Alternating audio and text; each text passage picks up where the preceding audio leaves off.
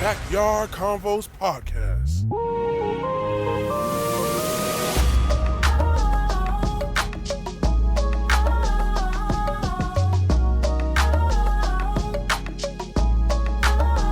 Whenever you come to the Backyard Konvos.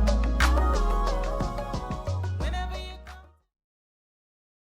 All right, so welcome everyone to our first episode of the Backyard Convo podcast, Is bro. that true though? How Is did that- we actually? Wait. Hold on. Is that true? We say the first because Well, I we mean- record like 3 or 4. Yes. We're not quite sure because we want to make sure that we're offering a quality that people are going to want to. You know what? Let me watch this. Let me listen to this. Mm-hmm. So I get the feeling that this is technically the Four- first one. Yeah. But it's gonna be 4 or 5 of them. It's been like 4. Yeah. Yeah, it's all good though. That's It's all just the good. first official one Oh, official. There you go. that'll be released because the weather has actually been against us. Oh. Because we usually record them in the backyard, Not just literally. the weather. It's Florida. Yeah, it's Florida. Florida's not together. Between the mosquitoes and then you got the sun and then you got the rain. You name it. Man, it's been raining the whole entire week. Man, we were supposed to record on Monday. Didn't work. We have And- rain. yeah. Tuesday there was some rain that stopped us too. Tuesday some rain, and today's Wednesday, and well, I mean it's supposed to be raining, so. But anyway, so welcome to the Backyard Convo Podcast, and where we have conversations that we would normally have on the pulpit, and so it's like pulpit conversations, but we're gonna take it to the backyard. yes, And it's like we got to remember our people in the Haitian community, especially, but in church overall. Mm-hmm. We have this propensity to not talk about things simply because we feel that we deem it inappropriate to Mm-hmm. be addressed in the pulpit. So we just don't address it at all. Mm-hmm. So it hurts us, Oof. and we need a platform Hurts. to say, look, Damage. these things gotta be spoken about. We have to get our viewpoints as people about it because there's always an idea going out there as to what it is we believe, what it is we don't believe in church, and we're shocked at what they believe we believe. But when do we actually communicate that to them? There's no platform in the church on the pulpit for that. And that's why Backyard Convos. Absolutely. So, like I said, I mean, we bring you guys on this journey. These are normal conversations that we would have on the phone on a regular basis. And so now we decided to bring you guys into our world as far as those behind the scenes. And so let's do it. I am your host, Webb Pascal. And this is none other than my brother sitting right in front of one of the greatest preachers in the Haitian community, Pastor Edmond. Relax. Oh man! So, fatherhood. Ooh. Father's Day is here. It's upon us, and one of those epidemics that the world is facing right now is the lack of fathers. Either they are in jail, either they've never had a role model, either or they're still figuring it out, and either some of them die too young, so therefore they never really had the opportunity to pass on some of those things that they should pass on to their sons and daughters. So therefore, we have a lot of us are left here just trying to figure it out. So, what is the first thing that comes to mind when you think about fatherhood? Fatherhood is a mouthful, man. It's one of those ideas that we don't get a chance to really expound upon and discuss, because usually when we address the concept of fatherhood in the church, we're looking at it purely and uniquely from the spiritual aspect, which is good, Which is great. which is essential to having a good relationship with God, understanding that He plays the role of father to your role as child. And once you can relate and find yourself in that relationship, in that dynamic, you do better at understanding at the concept of obedience, at the concept of understanding to go to God. That's important. However, I think a more, I don't want to say practical, but I think the best term here would be practical approach to fatherhood is necessary in our community, in our churches. Because let's face it, we're black. I don't know if you know this, but I'm black. I've been What? black my whole life. I don't know. The last time I checked, yeah. Yeah, and the thing is, there's certain misconceptions as to what the black father is, and those have to be addressed because the fact that they're misconceptions doesn't mean that there isn't any truth to them. Yes. Or there's that myth of the absent black father. Man, social media has done a lot to dispel that myth. Absolutely. And if we go on social media right now, you would definitely black fathers at that, doing hair and doing things with their kids and all that stuff. Like, it's about time that to a certain extent that we have access now to be able to change the narrative. Yeah. To let people know that there are real fathers out here who's actually doing the darn thing. Yeah, that's if we're being honest. I'm gonna be real with you. I'm very good at nails. I don't know about you. I can do nails with the best of them. I can paint nails with the best of them. And it's an idea as a father, young father growing up. My wife went to work and it was my day off, and I had to figure out how to entertain my daughter. And she'd been watching Barbie things on TV and shows about bugs and ladybugs and all this, and she wanted to do nails. And like, she comes to me with nail polish. As a father, I had to figure that out. Of course. On the same token, my son, he wants to play soccer. He wants to play baseball. He wants to play football. My sport is basketball, and I like football. I know a little bit about baseball, but I had to go figure it out. I had to Google baseball. I had to YouTube it. Why? Because part of fatherhood is understanding that they will come to you with things that are beyond you, and you need to find to be able to give. So that is a great point that you just made, because one of the things that as a father that I had to learn is I had to learn to be flexible. Yeah. I had to learn as a Haitian man at that. Oh, yeah. I was born and raised in Haiti. Go. So I spent the first 12 years over there. So it's a little different. There are certain things, culturally speaking, that fathers don't do, or men doesn't do in general. So now you hear men in America, and It's a culture clash. Yeah, it's a culture clash. So now, if you're not conscious enough to be able to filter out the good, the bad, some of the things that are culturally not beneficial for this new family that you are building, that you are creating, then you're gonna suffer from a lot of headaches. And communication style is one of them. The way you discipline is one of them. And I have a different experience. Prior to about a month and a half ago, I only had all girls. Yeah. So Night and day. I don't care what people say. Yeah, it's night and day. As a father raising a daughter and a father raising a son, it's night and day. It's completely different. I mean, just the emotional aspects of it alone. I mean, I have one of them who's just is super duper sensitive, and my wife had to bring it to my attention. I was like, hey, you actually have to learn to, help her manage her emotions, or at least, give her a listening ear. Because majority of us would tell her, Alshita, leave me alone. That's the culture. Okay, look, check it out. My thing is, I've always viewed that we as Haitian people, we grew up in a culture that's very rough. We grew up as a lot of us were. That's just the truth. But that's the truth. As a culture, we're rough. You taking the advantage of the man. You literally. I'm not man. with it. This is insulting, man. I feel insulted. And you man. feel insulted. It's the truth. If the truth hurts, go for it. No, but I'm just. It's my vibe. Look, I'm looking at it, and culturally, you're coming in, and part of it, I don't have time for this. I have to go figure out how we're going to eat. I don't have time for this. I have to figure out how we're going to keep the roof over our heads. And that was the role and the structure and the worry of the father by himself. It was his job to figure that out. The mother, she had the role of nurturing. And those roles were very, very well defined and very separate. In America, my wife works as many hours as I do. All of a sudden, as a father, the role of the father in America is different than what it was in Haiti. Absolutely. I have to figure out what the kids are going to eat because my wife's still at work. I got home earlier. I have to figure out, okay, do they have clothes to go to school tomorrow? Yeah. That's part of my role too as the father. So I think in a lot of instances in the Haitian church, this is a question to you, Napas. What role, or should the Haitian church play a role in helping fathers to acclimate to the shift in culture from what things were in Haiti to how they are here? Should we have a teaching role in that? Absolutely. If not, then where? If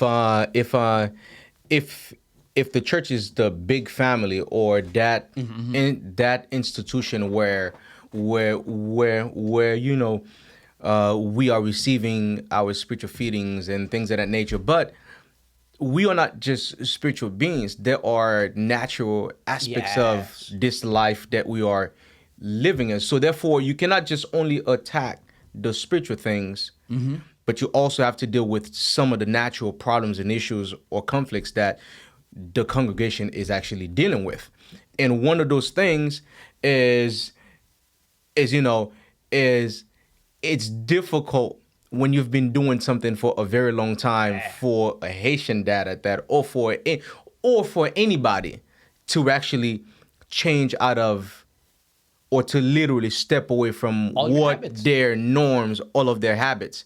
So if the leader is progressive enough, Oh, I like that. then the leader would know that, okay, all right, it's okay to take a Sunday to sit down and teach about the dynamics of families and teaching them how to navigate through some of the issues and problems that they could.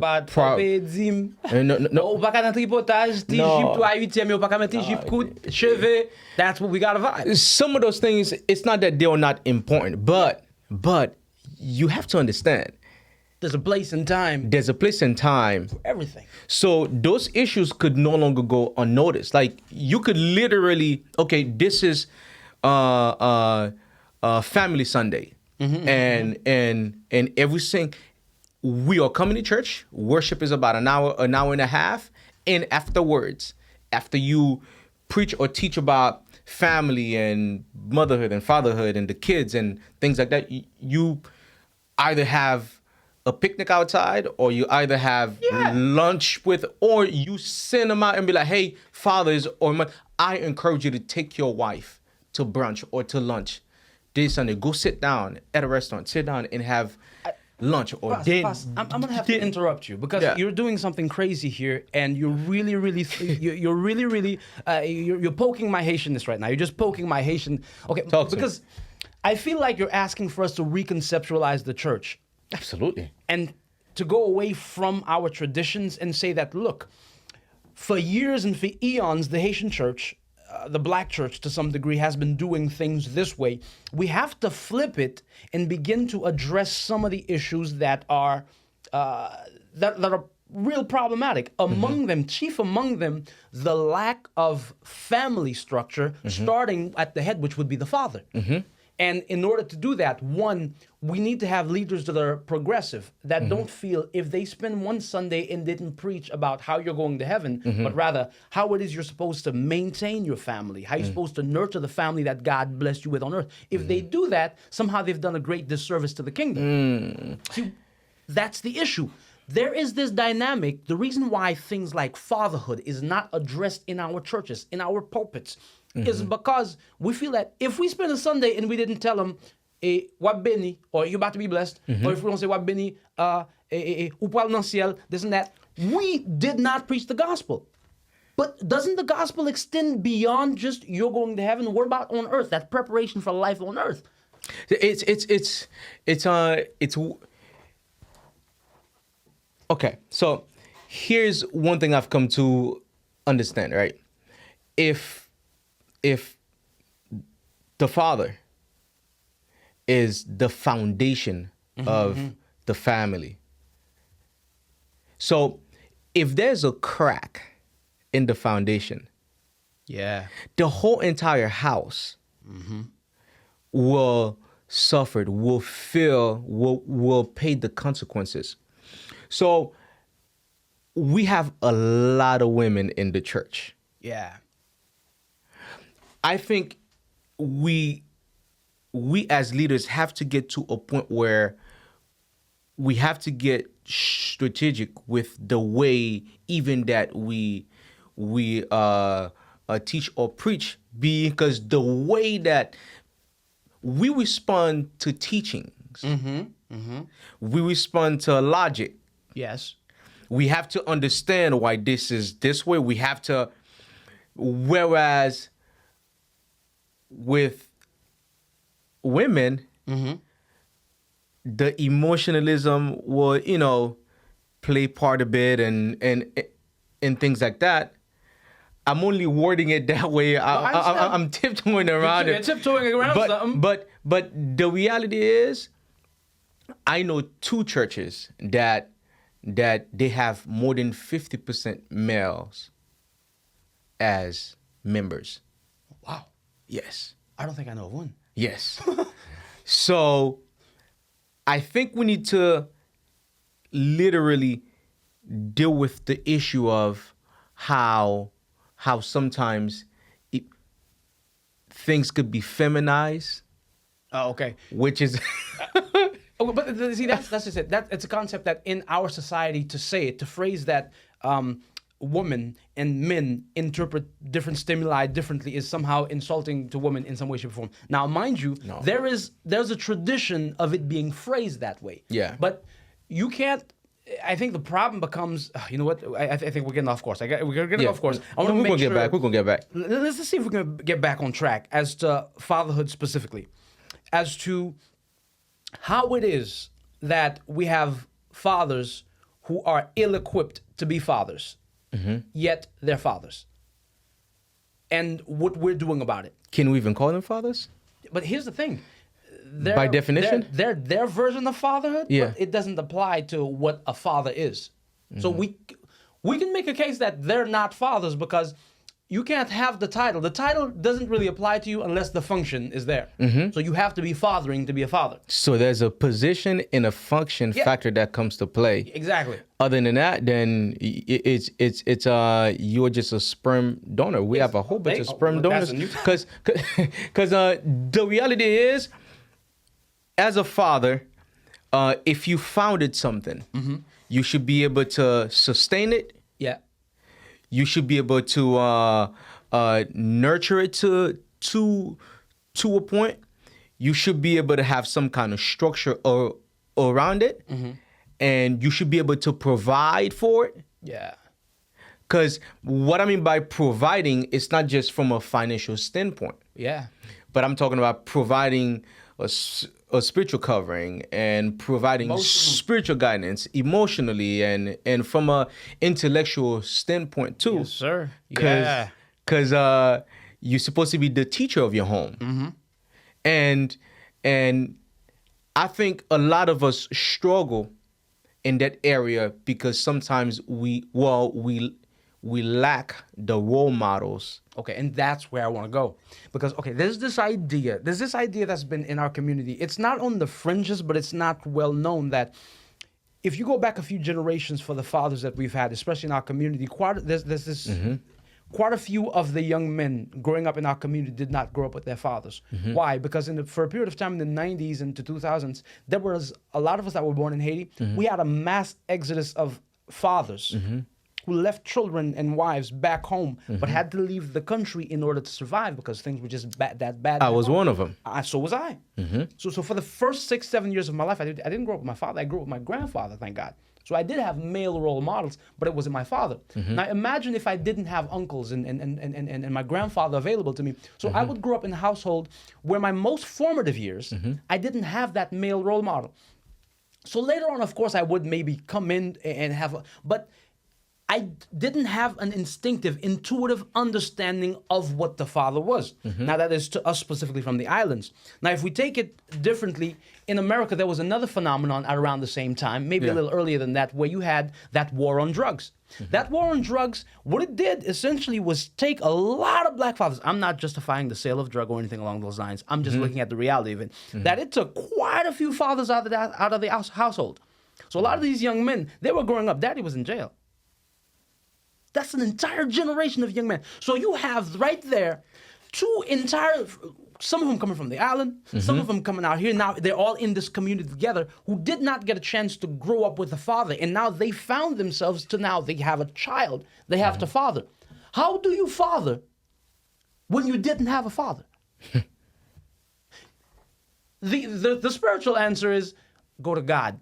That's true. Yeah. However, let's be a little bit more pragmatic and have that approach.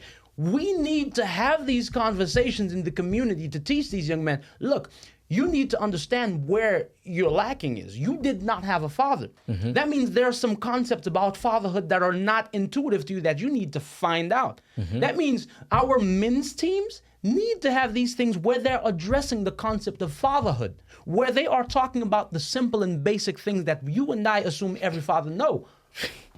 It could be the simplest thing as how to look someone in the eye, how to dress, how to just a simple handshake, and these were the simple things that I actually learned from my grandfather. Spent the first 12 years of my life, I didn't live in a house with dad, although dad was here in America. I mean, he provided the lifestyle that we had, which I'm grateful for. I mean, my mother did a fantastic job. I mean, my mother is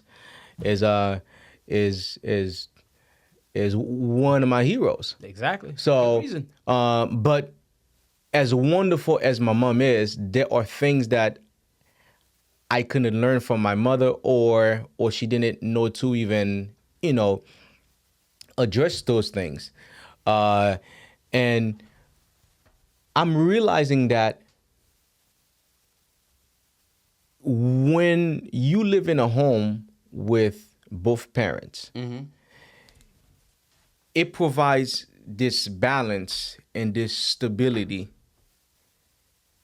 in the child's life. Yes, sir. You're coming. Come along. And there are things that we learn in this life that we learn it subconsciously simply because we are in that environment. Exactly. So therefore, as a father now, I have to be very careful of my behaviors, because my children will do what I do before they listen to what I tell them and we to need, do. For that generation of us who coming from the island didn't grow up with the daddy, because daddy it's not that he didn't want, it was an abandonment. He had to move. For that generation of us who grew up and father was in jail, for that generation who grew up and father simply wasn't in the house for whatever reason, we need to have somebody who says what you just said.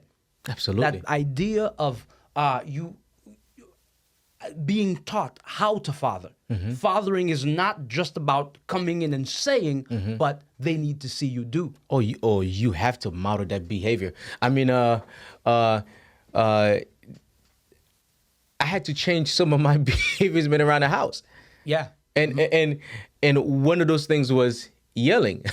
I pouvais me finir parler Des fois? one or two times. It through the roof. It ain't gonna be no more talking. No. You know what I'm saying? Man, I'm through the roof now. So, and I'm realizing that my oldest one was modeling that same behavior. My wife was like, you see this? That's your daughter? I said, you know what? Man, I have to change this. So now, and a friend of mine taught me this. He said, if you have to yell, you're not being heard, you don't have a voice. I tried telling that to a Haitian father, and he was yelling at you. Right? Sometimes it's not that we don't deserve the yelling but it's just that there's always a more effective way of going about things. No, I got to work on that because I will yell. I will yell. It takes me a while to get there. Honestly, it takes me a while to get to the point that I'm yelling. No, it doesn't. When I get there, I go. Well, I mean, it didn't take me a lot, but I mean, it's knowing. Okay, cool. So, certain things when it comes to parenting are fundamentals, but it's not. The principles are principles, But sometimes the execution style of that principle has to be different. And if you have multiple kids as a dad, the way that you speak to one may not be the same tone or the same way that you speak to the other. They respond differently. Yeah. And I'm seeing this even with my little brother now. Like, you could go ahead and talk to him as much as you want to talk to him, or yell or anything of that sort. Okay. That's not how he received. That's not how he communicates. Whereas me, you talk to me once, You're good. that's it. You don't have to worry about tellement respecter tête moi, tellement pas même on parle ensemble avec moi ou bien or just reprimanding me for the same thing over and over again. And I've done my very best you know, to keep my actions in a way where I don't need to be talked to all the time. Well, that's a good thing. And the thing is, the idea now is to pass that on to your children. Yes. And that's that execution. You understand the principle, but the execution becomes difficult. And there isn't enough instructions, I feel, in the church to cover for the lack of fathers that maybe a generation or two, that there's a hole there, and we're not. So right now what we're seeing as well is we're seeing a bunch of women who say, You're going there. I don't need a man. Much respect to you. You're an individual. I'm not going to disrespect you. I can't make that decision for you. I don't agree with it. And not only that, you may not need a man, but your son does need a daddy. Absolutely. Your daughter does need a dad. Absolutely. Oh, I'm both mommy and daddy. Statistically speaking, those children fail more. It's not that they don't have, because I'm proud of the group of women that I've seen. There's a crop of women that I've seen. They're driving the nicest of cars. They have worked, they have invested, they are educated, and they are doing well. And those are the ones who sometimes, to some degree, will say, I don't need a man. Well, I don't think you thought that through. Because you don't need a man, but somehow women who are in your position, they're seeing their children fail more often than the woman who maybe is not doing so well financially, but it is her and her husband, despite what struggles they're going through, they are there in that house. There's a father and there's a mother. Those children from that stable home tend to do better. That is 100% accurate. It's not that with the statement, I don't need a man. It's not that most of them mean it. I think it's because they had to learn to survive without one. Okay. It's like, Because- but then again, that becomes, it's not so much that I don't know. Go ahead. Sometimes I gotta phrase it right. it's not the fact that because when you have to learn to survive without something, man, it creates this. Sometimes it creates this this hard shell that you have to learn to protect yourself, or you have to learn to make it do what it do to actually get things done.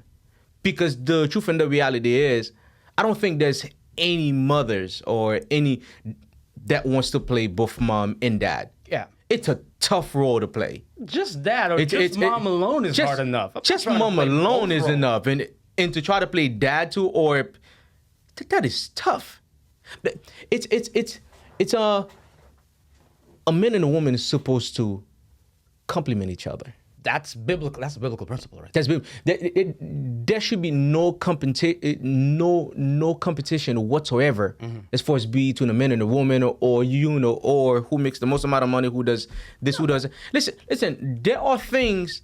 It doesn't matter how well I do it. I still can't do it better than my wife. I agree. There are I'm not things even that talking about domestic things. Yeah. It's not just domestic things, just overall. Overall. Like, I'm going to give you a perfect example. When it comes to budgeting, I'm pretty good at numbers and sitting there and typing and da-da-da-da-da. My wife will sit here and plan out the budget for the family over the course of the next year in a matter of moments, and it makes sense and it's logical. Let her do it. And then I sit there and look at what I'd written down. I took my time to write it down. Yeah. I printed it up, and I'm like, I just ball it up and throw it out because she's gifted in that.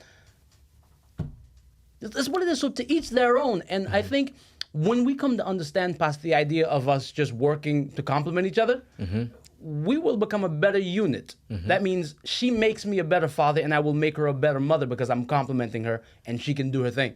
So I agree with that. The idea of fatherhood, once you have a good mother, that is to say you have a good partner, you become a better father. Absolutely. Oh my goodness. And to be a good father, part of it is not just fathering the children, but honoring the wife. Absolutely. When we can honor the wife and we allow her to produce, to grow, to be as good as she can be, she becomes a better mother, which in turn makes us a better father. Absolutely. So to me, fatherhood is a complex issue, is a complex position. So, to switch it up, what are some of the things that, okay, so even a better one. Sometimes to those who said that they don't need a man or they don't need They're both mom and dad. yeah, they're both mom and dad. There are certain things that you could only get from your dad. Fatherhood is destiny. Explain that. Elaborate on that. So as a father, I'm realizing that my girls, it did not matter if my wife, it's great that my wife affirms them. It's great that my wife, you know, is helping them to build their character and things of that nature. But when they get dressed or when they get their hair done, it doesn't matter if my wife did it well and my mom is like, oh my God, you look beautiful, you are this, you are that, and it's when daddy says it, and it seems like it puts the seal on top of it. And their mindsets. In their mindset. You get your confidence from your dad. Yeah. You get a sense of destiny from your dad, like to know who you, okay, if I need to know who I am, I need to go to the person who's the source, who created me. Before that child is born, that child came from you as a dad. Okay. I see where you're going with that. So do you see what I'm saying? There's a little bit of biology involved. You have to If you missed that one, there's a little bit of biology involved. So go ahead. That child came from me, and then to you, then you incubate that, and then nurture that, and then boom, then we have a baby. So even from a spiritual perspective,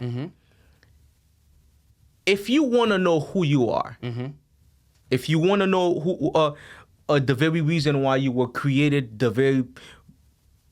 the purpose of your existence, you go to the person who created you.